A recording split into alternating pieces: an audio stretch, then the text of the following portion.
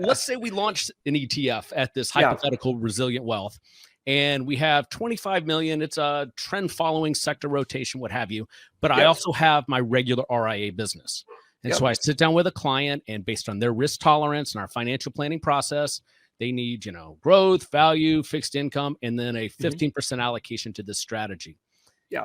How is there not a conflict of interest in me recommending my own ETF? So there is. It's called an affiliated funds conflict of interest, which is a well-trodden, well-understood situation, right? And so anyone, like we did this almost 10 years ago when we got into ETF business as an RIA. Because remember, we still run like a pretty large RIA business right now, and we use our own ETFs and our own products in those accounts all the time. Well, what is the standard? Well, we as an RIA, you have a fiduciary obligation to do what's in the best interest of your clients. And so let's say that you found out like, well, I could do this. I'll take a simple example. And this is actually where it gets kind of hairy. So let's say you do a sector rotation strategy that has a ton of tax leakage, and you're not exactly like a professional trade execution shop, and you charge 1%, right? You do financial planning, you run the strategy, and you're like, oh, wow. I just learned I could do this in an ETF. My clients get 100% tax deferral. The fees are tax deductible, and they're presumably going to get way better execution because it's being managed by a professional asset management shop. It's actually way better for my clients, frankly, to like be doing this fund as opposed to doing what I was doing. And so that's usually how this conversation goes. And so what happens is now, despite that, which is pretty obvious, you have a fund. Well, if you have a fund and you say, hey, client, instead of me doing this in your managed account, I'm now running this through this ETF. But just so you know, I'm charging 1% here.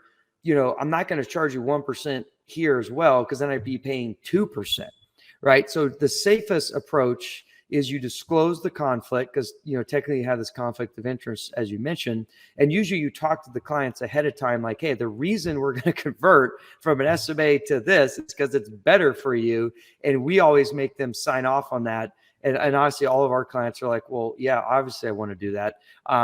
So you have to manage this. There's definitely additional compliance, but in the end, it goes back to the same thing, the same principles. Are you doing what's in the best interest of the clients?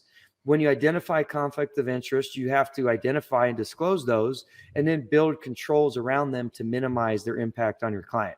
Does that mean that you have to charge the exact same cost net when you launch an ETF? Not necessarily, right? If you charge 1% for what you were doing, and now you charge 25 bips for an ETF, and now the client's paying 1.25 where they used to pay 1. Well, if the net benefit to the client is substantially higher than the new cost, you could justify that. You're just going to have to, if you get audited by the SEC, they're going to say, hey, Jay, we notice you have a security. We notice you have a conflict of interest. 1, did you tell your clients about it? You say, yes, it's in my IMAs. It's in my ADV. Roger that. 2, you would want to put everybody in this ETF, and you want to go triple levered in grandma's account in Jay's ETF, show us that you're doing what's in the best interest of your clients. And you say, well, grandma showed up, she had like low risk tolerance. So based on my models, I put her at 10% in my new ETF, and it's way better because of the tax efficiency, operational efficiency, et cetera. And you keep good records. They're like, wow, that's awesome. You're actually a better fiduciary than all the other advisors we talk to.